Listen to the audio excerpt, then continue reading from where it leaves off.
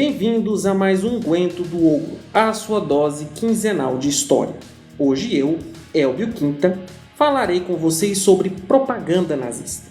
Eu gostaria de começar esse unguento com uma frase muito famosa que vira e mexe nós nos deparamos, seja nas redes sociais, seja nos canais de comunicação, seja na televisão, seja na própria internet, que é a seguinte: uma mentira dita mais de 100 vezes acaba se tornando uma verdade.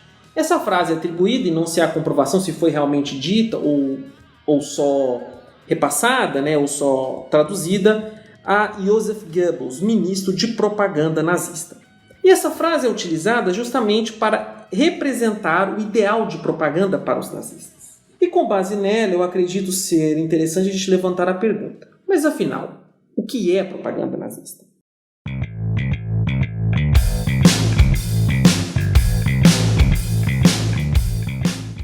A propaganda nazista é muito estudada nos campos da publicidade e da comunicação, devido à sua suposta eficiência, mas também à sua própria estrutura. E digo suposta, pois é complicado medir a eficiência de uma propaganda, ainda mais com um gradativo aumento da distância temporal, uma vez que, conforme sabemos, o nazismo ocorreu de 33 a 45. Logo, a propaganda nazista é entendida como difícil de ser conceituada. E ela é difícil de ser conceituada porque nós não temos o ideal do que é propaganda. Nós não temos falando propaganda é isso, mas nós temos diferentes ideias do que pode ser propaganda. A primeira delas, e talvez eu acho que seja a mais importante, é a do próprio Adolf Hitler, que em seu livro Minha Luta entende a propaganda, o melhor tipo de propaganda, como uma propaganda direta, ou seja, uma propaganda que fala diretamente o que pretende.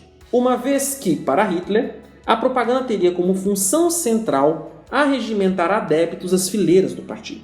Hitler inspira essas ideias de propaganda, tendo como base a propaganda norte-americana durante a Primeira Guerra Mundial, que era uma propaganda considerada muito efetiva, porque ela conseguiu mexer muito com o ambiente psicológico dos alemães, uma vez que representava os alemães como incivilizados, como hunos, como bárbaros. E Hitler diz que, para se ter uma propaganda eficiente, deveria tomar como modelo a propaganda norte-americana. Ele desenvolve essas ideias em 2 capítulos. O primeiro é a propaganda de guerra, na primeira parte do livro Mein Kampf, e a segunda é a propaganda e organização, presente na segunda parte do livro.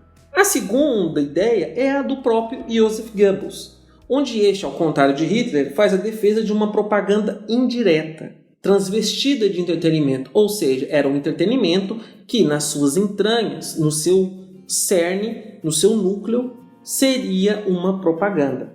Pois para Goebbels, ninguém iria, por vontade própria, consumir algum produto, alguma mídia de propaganda. E se pensarmos bem, talvez essa ideia esteja certa, uma vez de que nós mesmos não vamos conscientemente assistir a alguma obra que nós já sabemos de primeira que é uma propaganda.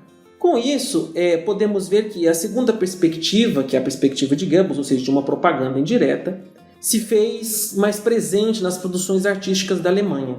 Como chefe do Ministério de Esclarecimento Popular e Propaganda, Goebbels organizou uma estrutura onde era impossível produzir algum conteúdo cultural que não fosse de interesse do Estado. Mas como isso? Não é tão difícil, porque a vida cultural da Alemanha, após a ascensão do nazismo, foi tornada responsabilidade da Câmara de Cultura do Reich. Era um órgão subordinado diretamente a Goebbels no Ministério da Propaganda e que era dividido em 7 outras câmaras, cada uma responsável por uma instância cultural. São elas literatura, teatro, música, belas artes, imprensa, rádio e cinema.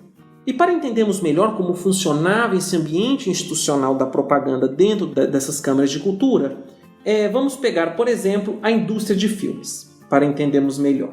Durante a Alemanha nazi, para um diretor conseguir verbas para a produção de um filme, ele deveria submeter o roteiro aos escritórios de censura. Estes atribuiriam uma nota a este roteiro. Quanto maior a nota atribuída, maior seria o valor financiado pelo Banco de Créditos para Filmes. E esses 2 órgãos eram subordinados ao Ministério da Propaganda. Dessa forma, um filme não era diretamente proibido pelos estados nazistas, mas impossibilitado de ser produzido por falta de verbas, uma vez que Goebbels havia nacionalizado todos os estúdios cinematográficos por meio da UFA, tornando o Estado como única fonte de financiamento para a produção de filmes. E a título de curiosidade, para quem não conhece, a UFA ela foi um importante estúdio cinematográfico fundado em 1917 que produziu grandes obras do cinema alemão e foi considerado um dos maiores estúdios da Europa, e que, a partir de 1927, passou a ser controlado pelos nazistas. E, após a ascensão de Hitler ao poder em 1933, Goebbels organiza toda uma estrutura complexa de compras dos outros estúdios, não só da Alemanha, mas das regiões que depois foram ocupadas pelos nazistas a partir de 1938, com a anexação da Áustria, de modo a produzir um grande monopólio da indústria cinematográfica alemã.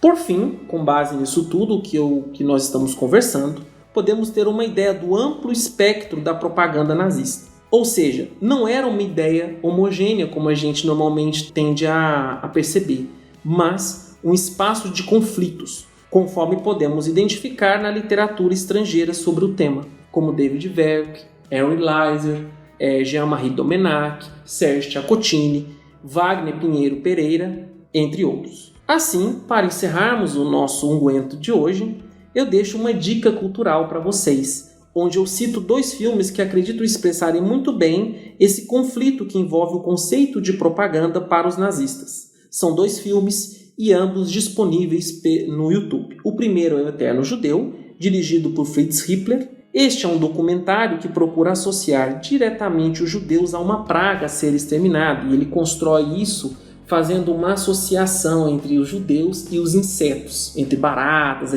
aquelas pestes a serem exterminadas. Esse filme ficou muito famoso nos anos 80, quando ele foi citado por um documentário sueco chamado Arquitetura da Destruição, que inclusive é muito passado nas escolas para ilustrar como que era essa ideia de arte mesmo de propaganda para os nazistas. E a segunda é um filme até pouco conhecido, mas que eu acredito ser que talvez ilustre melhor a ideia de propaganda para Goebbels, que é O Judeu Sus, dirigido por Veit Harlan. É uma história fictícia, um drama, que conta a história de uma cidade alemã que, no século XVIII, que foi assolada pelo caráter enganoso e perverso de um judeu de nome Sus. Ou seja, a partir de um entretenimento, ele procura justamente construir a mesma ideia de O Eterno Judeu. E esse filme, inclusive, ele ficou muito famoso na época, sendo premiado naqueles festivais de indústria do cinema nazista e tendo um amplo tiragem de público nos cinemas. Por mais então, aqui Elbio se despedindo deste unguento do outro.